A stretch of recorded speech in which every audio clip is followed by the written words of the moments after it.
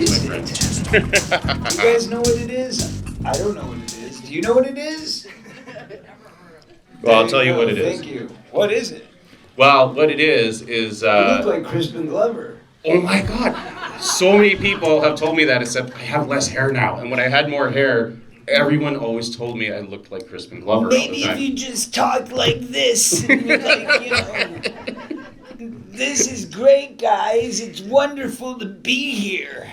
I used to do the dance from Friday the 13th Part 4 as a party favor. Dude, you got to do that for everybody right now. You can't tease us like that. Come on, we want to see it. Do it. Someone needs to play the music though. Who can play the music? Wait, there was no music. Oh, it was just Lion. It was like rock and roll, whatever, right? Put on any rock music, it'll work. Wait, isn't Jason Kidd, Ari, whatever his band's? Ari Lehman. Get him up here with a guitar real quick. Yeah, he can probably play it. Someone get me a beer too. No, there is come someone on, here I'll now. just give you a beat. Come on. Okay, someone go downstairs and get me a beer, and I will do the dance. Come on. I promise you. Can do. Don't let everybody down. I can't dance. You can do it. I can't dance without the music. I need the music. All right, fine. I'm gonna look it up on my Muhammad Ali phone. did this to me once in a hallway. Muhammad Ali, he said, "I heard you can dance." And we were with this guy, and he was this magician guy who was a friend of his. He said, "Yeah, he danced just like Michael. He danced just like Michael." And Muhammad Ali said, "Come on, do a little dance." And I was like, "There's no music. We're standing in a hallway in the middle of a hotel." And he goes like this. Billie Jean. Billie Jean. And you know what I did? I danced because it was Muhammad Ali, damn it. So Muhammad Ali says dance, you dance. So I danced like a monkey. That's the scene right there, right? There you go. All right, he's got the music. Here we go. You gotta crank it up. All right, here we go. Yes! Hey, hold on. This isn't the right song. No, that's definitely not the right This is song. definitely not the right song. I was so excited. What happened? No, you pressed the wrong video. I pressed the wrong video. I didn't touch nothing. Right, this video sucks. That's not it. Oh, I thought it was my fault. Wait, I gotta play this. Jason, take care of this guy. What's up, man? You got a corkscrew? He's from Part 5, though. He's from Part 5. You were in Part 5 for like 2 seconds. That does not matter. Here we go.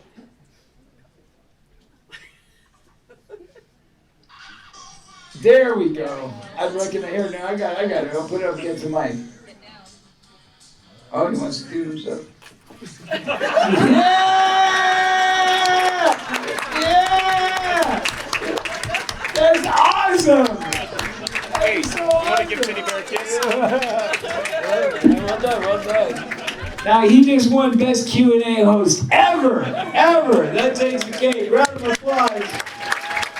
You can accomplish a lot in life just by showing the fuck up. It's amazing. That's right. I love it. Dude, that was awesome. It was okay. I mean, you studied hard to get that right. That kind of spasmodic behavior does not happen easily. Yeah, but it comes naturally to certain people. Yeah, like Crispin, like Corey. Anyway, hey, everyone is like obsessed with all these movies, like the Goonies and Friday the 13th and the Lost Boys. And I gotta say that, like, obviously, Stranger Things probably had a lot to do with that, with getting it into the psyche of everybody, the zeitgeist that the 80s were so awesome. But what was it actually like, man? Like, you were kind of a part of it a little bit. I think we had a lot to do with Stranger Things becoming a thing. Mm-hmm. Just saying. But yeah, what was it like to be a part of it? Well, the way I look at it is I'm just blessed to be in work that people remember. When you do these movies, you're just working. It's just a job. We all just do a job, So you do a job, and obviously, like when you're working for Steven Spielberg, you know that it's going to be a big movie, and people are going to remember it. But outside of that, it's kind of a crapshoot. Like Stand By Me was a little tiny movie. That was amazing. And nobody knew what it was going to do. We thought it might, be out for a week or two in a few theaters, because it only came out in 3 theaters in the beginning, and then we had to see how that did. And every single showing was sold out for weeks. And then it was like, okay, I guess we're going to put it in more theaters. But you never know. You never know. Dream a Little Dream was a little movie, and we thought that was going to be a huge hit. But the promotion and marketing team that did it completely sacked it. Like, they screwed up bad. They, like, marketed it with a, poster that looked like it was a page out of a teen magazine. And the movie is a high art concept film with, brilliant Academy Award winning actors. And then, like, let's make it look like a teen movie. So a bunch of teenagers went out to see it. No adults went. And the kids were all confused. They liked staring at the two Coreys, guys like staring at Meredith Salinger's breasts. But outside of that, there wasn't really a lot that they understood from it. So the adults would come in and they'd take the kids once in a while and they go, that's really a good movie, I like it, But the kids really didn't get it. So it wasn't a hit. And then it hit cable, and then everybody saw that it was actually a brilliant film. And, the older they got, those kids started appreciating it, and then they showed it to their kids, and their kids are blah, blah, blah. Now it's a cult hit. But, by the way, everybody that was in that film, Meredith was brilliant, Corey was brilliant. I'm drawing a blank on his name right now, but there was a lot of brilliant actors in that movie. Yeah, speaking of brilliant films, Friday the 13th, the final chapter. I mean, come on, that's pretty brilliant, right? Crispin Glover. And Joseph Zito was kind of an innovative director, was he not? Great director. Yeah. I love Joseph. We had a lot of fun times together on the set. We were always joking around, palling around. He was great to work with as a kid. They did trick me on that one scene, which gave me nightmares for a long time. So I was a little bit upset about that. And I did get a fever from wearing the bald cap all day, which, nobody told me if you wear the bald cap all day, you're going to get a fever. So I had that bald cap on all day for a few days in a row, and I think on the second day it just became too much, and I got like 103 fever, and then they had to take it off for a while.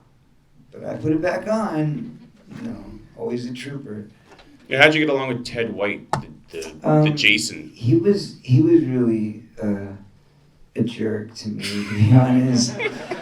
I set you up there. Rest his soul. But he ended up being a much nicer guy later in life. But he was a stuntman. He was a very kind of crusty, raunchy, bitter stuntman.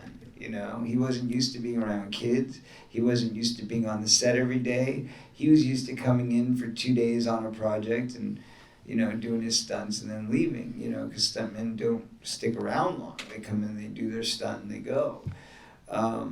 So for him, it was like, he wasn't used to being basically the lead actor in a movie where he had to be there all day, every day, and he had to put up with this kid, which is like all of it to him was like annoying, I think.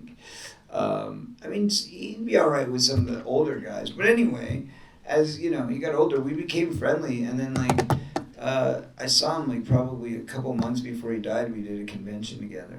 And he looked great. And I was like, man, you look great. How old are you? He was like, 91. I was like, what? Damn. All right. Good. Yeah, I did a Q&A with him at Texas Frightmare, God, I don't know, when it was 10 years ago or something like that, and you gotta shake his hand and it's like, and he just broke every one of my knuckles.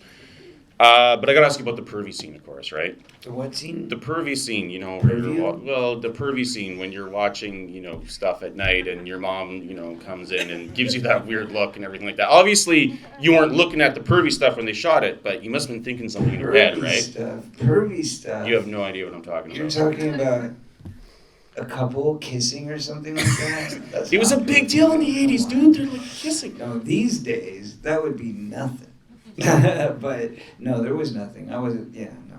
You were just thinking about Lego? I was trying to imagine what a kid would think that. I don't know. I was 12 years old, and I was, jumping around on a bed in a fake room on a set. You know what I mean? It's not like there was anything out the window. We were actually, where the two houses were situated, you couldn't even see the other house from where that window would have been, and we were on a set anyway. But even if we were in the real window of the real house, in the real room, you wouldn't have seen it, because it would have been like on the other side of the, this big valley with all these trees in between. Yeah. Anyway. And I mean, part 5, you really didn't probably meet too much of anyone, right? It was shot in your backyard. And Yeah. the little. No, well, except Dominic Brasha, but I don't think we want to talk about him. Yeah, we probably don't. Like, I mean, I would have asked you about Danny Steinman, but I'm sure that you never got to meet him, right? I mean, I met him. Did Obviously, you? he directed me for a moment. Yeah. But What was he like? Do you remember? I don't. I remember meeting him years later. He came up to me and was like, "Hey, I'm Danny Steinman. I directed you, and you were a little kid." I was like, "Oh, cool." Cool. So, yeah. Any questions It was about really exciting. Friday the 13th, final chapter? Right over here. Oh yeah, we got a mic, sorry. There's a few more people in this room then. Thanks for being here, Corey, first of all. You're welcome. Corey, if you were able to come back for like another Friday the 13th installment and got to play Tommy Jarvis, but as an adult, where would you like to take the character in the story? Well, I actually pitched that concept to the studios a while ago, but I never did a full pitch because I couldn't, because basically there was a point, I'll tell you guys an interesting story, there was a point where Barnard Hughes and Barnard Hughes was the original writer of the final chapter, but Barnard and I started working together on a treatment to take to the studios. And we had a really good concept. It was really strong, but unfortunately, we knew that there was this giant lawsuit going on between Sean Cunningham and the studio and I think there was another party involved. I forget who the third party was. Victor Miller, probably. Victor Miller, right? That was it. So between the three parties, and unfortunately, the way that lawsuit, we all waited and waited and waited. I mean, it took like 10 years. And the way the lawsuit ended, unfortunately, was fortunate for the writer, he got his rights back, but unfortunate for the fans of the franchise, because his whole philosophy, as most of you probably know, is that he portrayed Jason as the victim, not as the killer. And therefore, he wouldn't want to make another movie with Jason as a killer, because it goes against everything he believes in, and that's why he fought all these years to get the rights back so they would stop essentially prostituting his film. So that's what happened. But anyway, while we were still prostituting his film, I thought of a great idea to further prostitute it, of course. Solicit, we'll say solicit for the children in the audience, so they don't know what we're talking about. No, but really, the idea was that, Tommy would come back as an adult, like they did for H2O, which I always thought was like a brilliant film. I love that. To me, it's the only real Halloween sequel after 1 and 2, but that's me.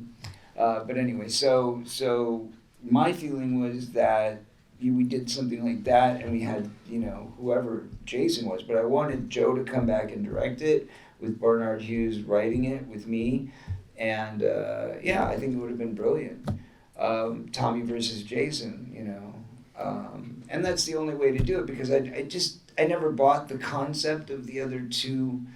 I mean, it's the same kind of thing. I think, like, to me, 5 and 6 were kind of a travesty, and I don't mean to insult anybody, but I just mean the stories didn't make sense to me, and obviously I couldn't do it as a kid because I was busy working on Goonies, but, because of that, they did the best they could, and I understand that, but still, I know the fans would love to see it made right, and the only way you would make it right is to have the real Tommy grown up facing Jason somehow. But then you also have the whole idea of, well, we killed him, so would it be facing Jason, or is he Jason, or does he have an alter ego and he's fighting himself? There's so many things you could think that could happen, right?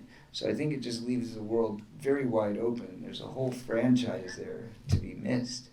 But hey, unfortunately, the fandom is done because he got the rights back, and he doesn't want Jason to be seen as a killer. Therefore, we must respect that and move on. We've got,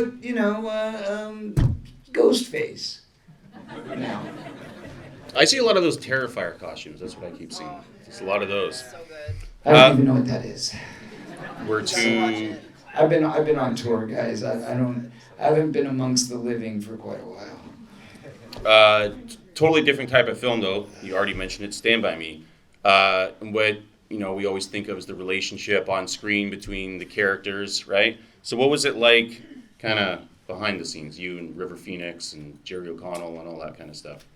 I mean, we all became great friends, I mean, that's why, Jerry and I are still friends today.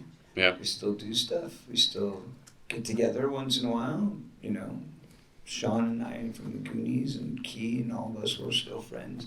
I think, Jameson Newlander from Lost Boys, we all stayed friends, all the kids. And what about, how much were you like Teddy Duchamp? Nothing. Teddy Duchamp. Other than the pain. The pain that Teddy felt was similar to what I felt as an abandoned and abused child. But not like, craziness. Yeah, not quite a delinquent then. No. Definitely wasn't dodging any trains. Maybe I dodged a few other things that were coming at me, like a speeding bullet, but definitely not trains. And is there any Stand By Me questions? I do. Yep. I'm curious about working with Kiefer Sutherland because working with him there and Lost Boys and just the connection there, being from Canada and all, what it's like to work with him like a couple times, and then you guys are both playing your music. So I'm just curious with the relationship. Unfortunately, Kiefer and I aren't friends. Hate to say it, but we never really got close in those two movies. We were friendly to each other on both of the films. He was always a quiet person. But lately, very strange since he started his music career, he's actually done stuff to spite me, which is odd. Yeah, like I've heard from these conventions that he actually has it put in his contract that he doesn't want me to be at the same conventions as him. Isn't that weird? Yeah. I have no idea why. I have no idea why somebody would do that. I've always been friendly with him, so I don't get it. But anyway, moving on. Thanks. Yeah, no, you wouldn't know. I don't talk about these things openly, but you asked, I have to be honest. So. Sorry. And then Lost Boys, that was the beginning. That was the beginning of your friendship relationship with the other Corey, isn't it? Yes, it was. Yes. Yeah. And what was it like? Like, what are your memories of first meeting him and how you guys got along? And I honestly don't really want to get into that right now. yeah. Yeah. Okay. I'd appreciate it. Thanks. I'm going through a lot of loss in my life right now. So just lost my dog a few days ago. Aww. Don't really want to talk about my former best friend. What about the film itself, though? Are you? Oh, Lost Boys was, it was a lot of fun. I mean, it was a lot of work. It was very hard. Yeah. But, I always enjoy playing Edgar. Edgar's a great character. We did 2 sequels, for those of you who don't know. The Tribe and The Thirst, which we shot The Tribe right in Canada, in Vancouver, actually. Oh, nice. Yes, indeed. All As right. well as the first season of The Two Coreys. Speaking of that guy. And do we have any Lost Boys questions? Yep. How'd you like working with Diane Weiss and Jamie Gertz? They were both lovely. I didn't really get to know, kind of like Kiefer, the kids didn't get to know the adults very well in these things, It was kind of like the kids hung out with the kids, and except for like the other Lost Boys, like Brooke and Alex and Billy, they were always very kind of friendly, and Brooke and Corey became very close friends, actually. He became kind of like a mentor to him. And Billy was always cool, and Alex was, a nice guy. They were all nice guys. There was none of them were rude or mean or anything like that. They were nice. They just weren't around much. And then with the ladies, it was, Diane was much older, and we didn't really talk to her much. It was like, somebody's mom coming into the room. We just, we kind of would run in the other direction. We're a bunch of kids, you know. And Jamie, we all thought was beautiful, and we were all too young for her, so you know, she'd walk by and we'd drool, you know, and we'd be like, "Go get her, Jason," you know. But just joking. Yeah. Before you got the role in Lost Boys, were you a fan of comic books before that? Yeah, sure. Okay, Yeah, I was a like superhero you read the script, kid. You're like, oh, okay, I know this stuff. Like, you didn't have to do any research for that role? Well, not for that part of it. Not for that part, no. Right, yeah, I did plenty of research, but not that. Cool. Yeah. But no, I was dressing up as Batman and Superman and Who's your favorite superhero? Spider-Man. I mean, Batman, I would say probably, you know, I was a big fan of the TV show as a kid. Oh my Yeah, God, the 90s such show? I was, I've been so blessed. I got to work with Adam West. I did a movie with Adam West, which was amazing to get to work with him, you know, because I was so in love with that TV show. And then Burt Ward and I became friends, and I got to actually sit in the Batmobile with Burt Ward. The classic one? Yeah. Oh my god. Yeah, the actual car from That's so Bob. cool. Isn't that cool? That's so cool. Yeah, I know. I loved it. And let's see, I got to meet Cesar Romero. I worked with Burgess Meredith. Met Catwoman lady. I forget her name right now. Huh? I know exactly See, what. nobody. Julie. Julie. Not that one. The other one. Eartha Eartha Kitt. Kitt. No, not that one. There's three. There's three. It's not Eartha Kitt or which one? Merriweather? Mayweather. That's it. Leigh Merriweather. Lee Merriweather. Yeah. Okay. Anyway. So yeah, I've been lucky to meet all those heroes of mine. You know. And then, so Goonies, that kind of representative. Oh, and I was on the set of the original Hulk TV show. I didn't know that. Yeah, when I was shooting Bad News Bears, they were shooting on the same lot.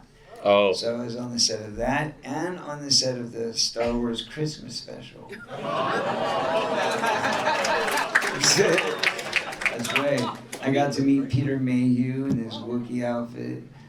And on the set of Batman Returns. Second one, right? Second one. Yeah. Mm-hmm.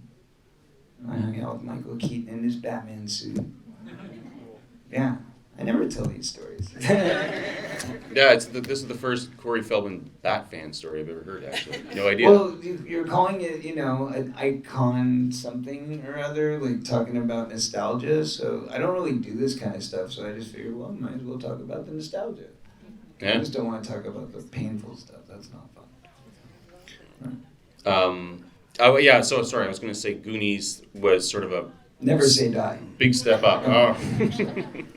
But Yeah, it was sort of at the time a big step up, right? In the whole Hollywood. Can you describe that experience a little bit? I mean, it didn't really feel like a big step up because I had already worked with Steven and Joe Dante, and it was kind of, it felt like the next inevitable thing because Steven had kind of already, he had told me about it years before, so it wasn't like I was like, oh yay, you know, I get to do Goonies. It was more like, when is this gonna ever happen? Is it gonna happen? More like that. And then when it finally happened, I was very excited, but it wasn't like, it didn't feel like a step up as much as a relief that it was finally happening because, I mean, I was one of the first people, I'm sure, to know about it. He told me very early on, he pulled me into his office at Amblin and said, hey, I've got this movie. It's going to be like Indiana Jones for kids. And what do you think? And I'm like, well, that sounds amazing. What do you mean, what do I think? Duh. You know? And he was like, well, do you want to be in it? And I'm like, double duh, you know? And yes. So I, you know, kind of thought all along I was going to be in it. But then there was a change in directors and he decided to back down and become executive producer, even though he still directed half of it, but he didn't put his name on it as director, or second unit director, but anyway. So he, so he was like, yeah, I gotta give it over to Richard Donner, so it's gonna be his decision, which means you actually have to go in and read for the role again. And I'm like, what? Like, you offered me this like 2 years ago, and you made me read for you after you offered it for me, and now I got to go read for another guy. Wow. But that's all right. I was very happy to do it. And apparently that's where I actually met Corey Haim for the first time. So a lot of people don't know that, but we met in the casting office at Amblin. I don't even know if we met. This is Corey's story, but he said that that he saw me come in and he was there, and I said, well, what part were you reading for? And he said mouth, and I was like, oh, sorry. Yeah. It happened both ways. We both took parts from each other. I was up for Lucas. Yeah. Yeah, I think I actually mixed up Gremlins and Goonies there, not gonna lie. But anyway, since we're talking about Goonies, any Goonies related questions? Oh, right over here, yeah. What was it like to work with Sean Astin on the set of The Goonies? Sean Astin and I became good friends very early on. We're still friends, you know. He's a great guy. He works very hard. He's working very hard right now in SAG, not just as an actor, but he works on the board and is part of the negotiating team trying to get us out of this nightmare of a strike that we're in. So, you know, yeah, he's a great guy. I love Sean dearly. He's like a brother. They all, you know, all of those guys, really. I love Jerry. I love, you know, everybody from Goonies, Carrie and Key and Martha and Jeff and, you know, Josh, everybody. We're literally like a big family. And we still write each other emails. We have like a big thread. All the Goonies and a few of the producers, and I think Chris Columbus, the writer, is on it. And, you know, some of the like assistant type people, but we're all on this big thread and we write to each other pretty consistently. Like if some big event happens in any of our lives, we kind of, you know, hey everybody, this is what's going on. Sometimes we invite each other to stuff, or Christmas, we all send each other Happy Christmas, or what, you know, so yeah, it's fun. And we're lucky to all still be alive, right? There's something to be said for that whole Goonies never say die thing. Mm-hmm. So far, so good. There was a question. You also worked with Jonathan Kwan. I don't know who you're talking about. Didn't you work with him? Well, you mean Key? Yeah, Key. Oh. Key, okay. Yeah, he is Key. He won an Academy Award lately. Yes, as Key, right? Yeah. Yeah, he went back to Key. Yeah. He was Jonathan, I think, for a while, but yeah, he didn't need to do that. He you know, he's succeeded quite well as a legendary actor, Key Kwan, I think. Yeah. So anyway, very proud of Key. Yes. What were the expectations for The Goonies while you guys were making it? Like, did you think it was gonna I don't think we had it, you know, I don't think you go into movies, at least as actors, you don't go into movies with expectations. You go into movies to, like, do your best, you know. It's a job.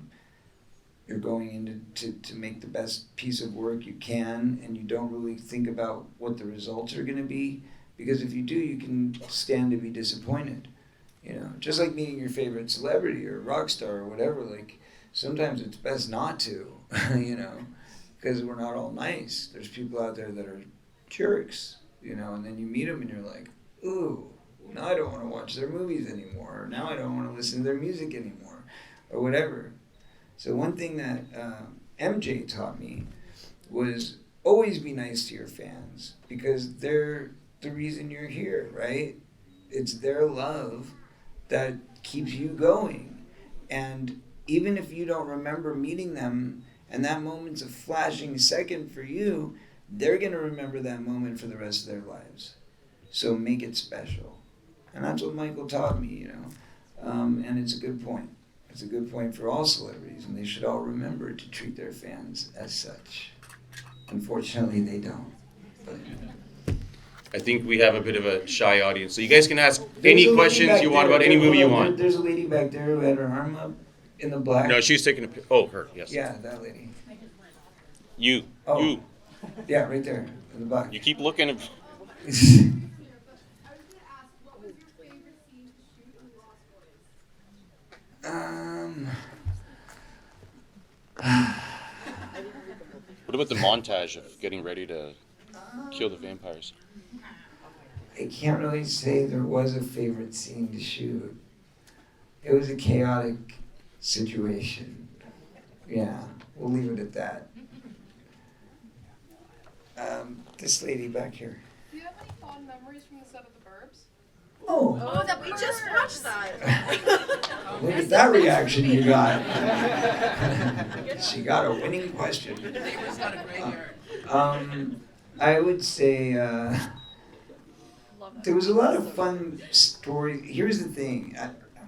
I was going through a weird transition, right? Because I was I'd gone through my drug phase, and then I was kind of like about to go into a worse drug phase, but I thought I was getting sober. So like I was sober-ish for a while, and then I like started going downhill towards the end of it, but I thought nobody noticed until, I had this like whole talk intervention thing with Carrie and Joe, who came into my trailer. But like overall I should have been like stoked, right? Like working with all these legendary people. But unfortunately I was so insecure because I was going through all this abuse my whole life and all this terrible stuff I endured, that by the time I got to The Burbs, I was spinning off the rails, and I was just so insecure and felt like I was nowhere near as good as all these people, and I didn't belong there, and how did I get there, and what, I wasn't funny enough, and I wasn't good enough, and I wasn't, and they kind of started treating me that way, like it kind of like, I think when we believe that about ourselves, then other people start believing it, and that's the problem. That's why we have to believe in ourselves. That's why we have to be positive. That's why we have to visualize the future and the reality that we want to make for ourselves. Because if we see ourselves in a negative light, then that's the way that people are going to reflect on us.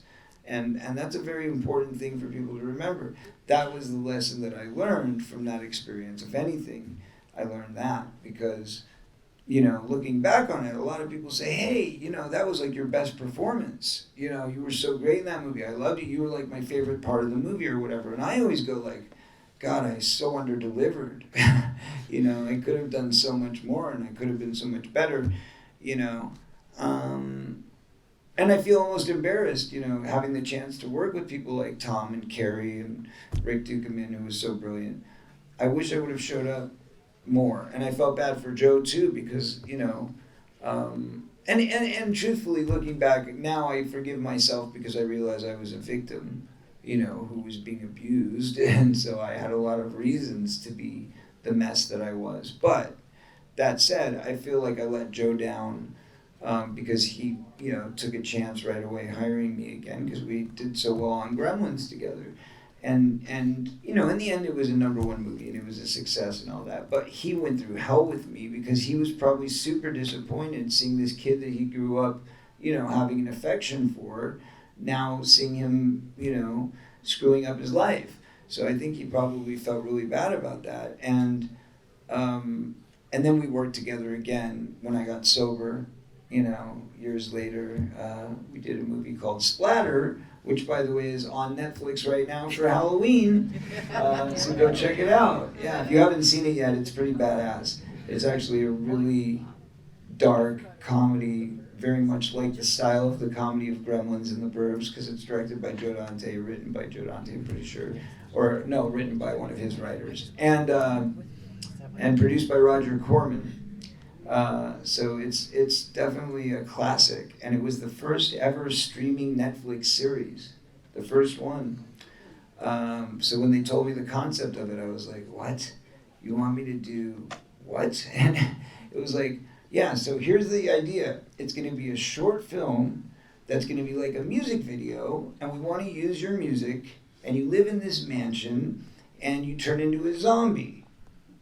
And I'm like, really? Is there going to be a dance in the middle of the street? I mean, what's it called? They're like, Splatter. I'm like, oh, you mean like Thriller?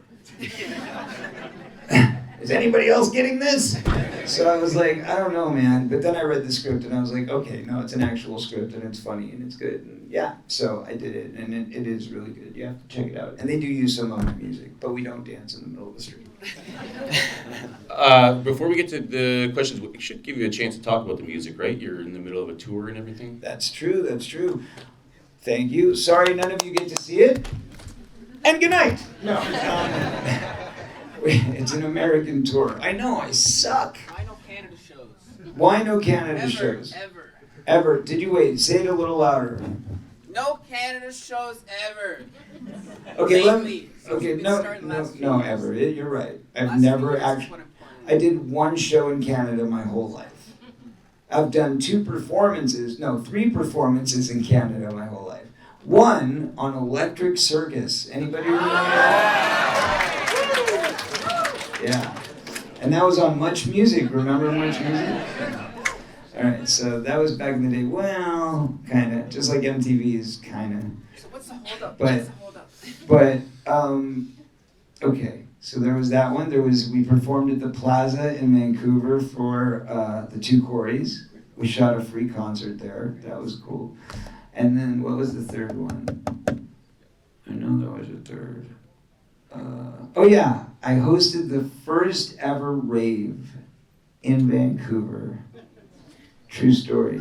I did not know this. Yeah, my uncle promoted it. He actually created the first rave. It was like, he's like, there's gonna be this party and it's gonna be like, electronic music only. And there's DJs and all these, there's gonna be like crazy lighting and they're gonna have these weird drinks you can drink and they give you energy or something, I don't know.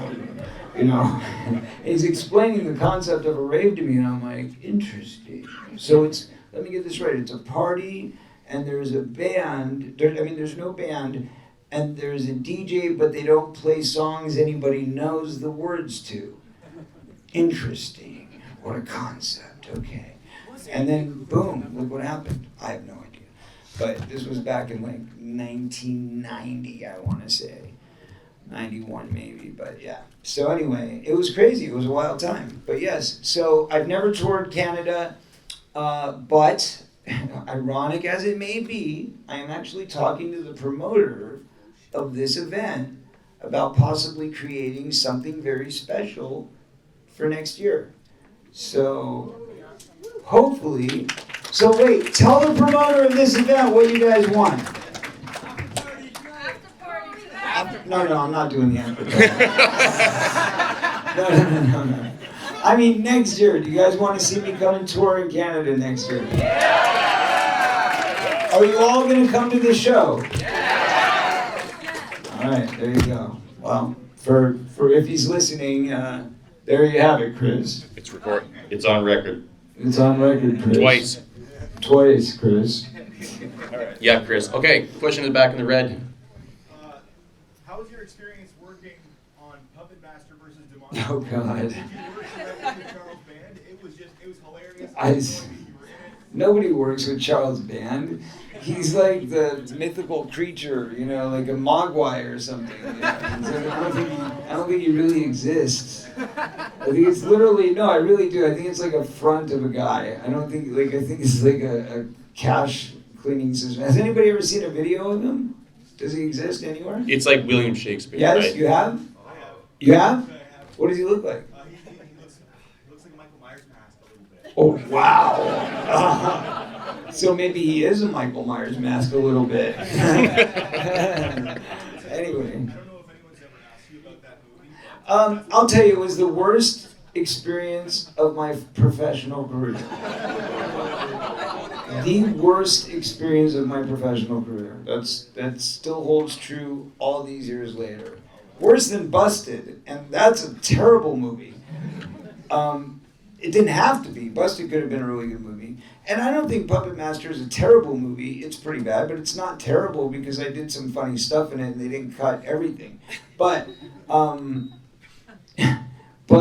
it was done like on a shoestring budget in Bulgaria.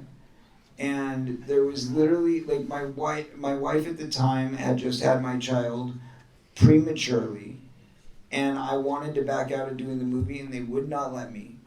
And my child was in the NICU ward at the hospital and was 7 weeks premature, born in an emergency procedure.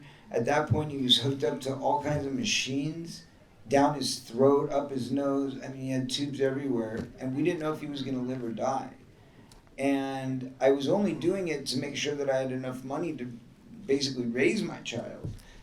And I was like, I would never do a movie like that. Those movies are awful. And then it was like, oh, you have this offer. And I'm like, man, I really need the money at that time. I was in bad shape. And so I was like, I'm doing it for him, but then he became, a preemie, and it was like dangerous. And so I was like faced with this choice, and the guy said, you can either do it or not do it, but if you don't do it, we're gonna sue you. We're not gonna let you out.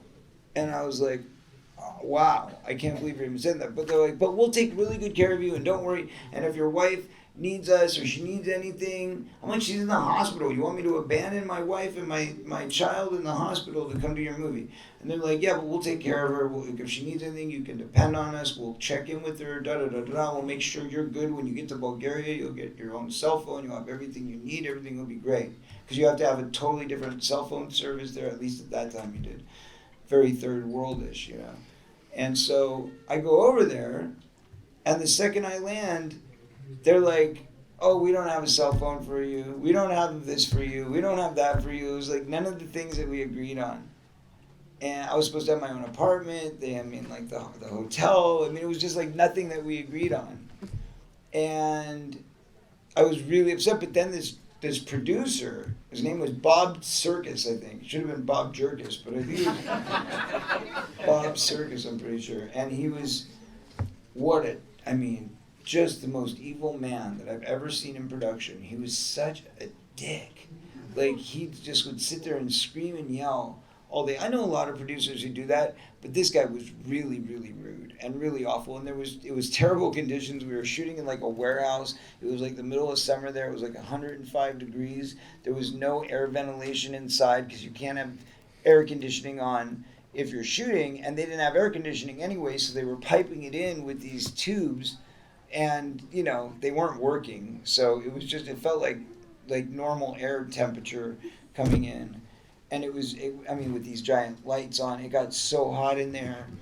It was miserable. And this guy yelling all the time, and nobody else spoke English. So you literally had two people besides the actors that spoke English, the director and this jerk who they flew there to run the movie. And just a terrible experience. So there you have it. But that said, Danielle Keaton, the girl who started with me, was lovely. I still see her today. She's a beautiful girl. Oh my God. If I wasn't married at the time, let me tell you. No. Okay, so I do have some bad news. No. It's time to go. This is the last question, but it's going to be the best one. So I gotta go sign autographs and take pictures and stuff, guys. I'm going to let Corey pick it because I know who. That girl right there with the blonde. What was your favorite part filming Stand By Me? Favorite part filming Stand By Me? The leeches. Come on, say the leeches. I would probably say, if you were picking a scene, maybe the trestle scene with, being up on that bridge. But overall, it was the friendships. We just had so much fun. I had a lot of fun on that movie because my mom wasn't there, number one, and I didn't have really much adult supervision at all. Which was awesome because I was, maybe I got into some trouble, but I got into less trouble than one would think that a 12 or 13-year-old boy on his own would get into. 13 turning 14 on that movie. So I was, I had some fun, but not too bad. I kept it PG, for sure. Just talk about that. You guys have been an amazing audience. Give yourselves a hand. Thanks, guys. God bless. Quick pick. Thanks so much. Thanks for the Crispin Glover dance, everybody. Hey.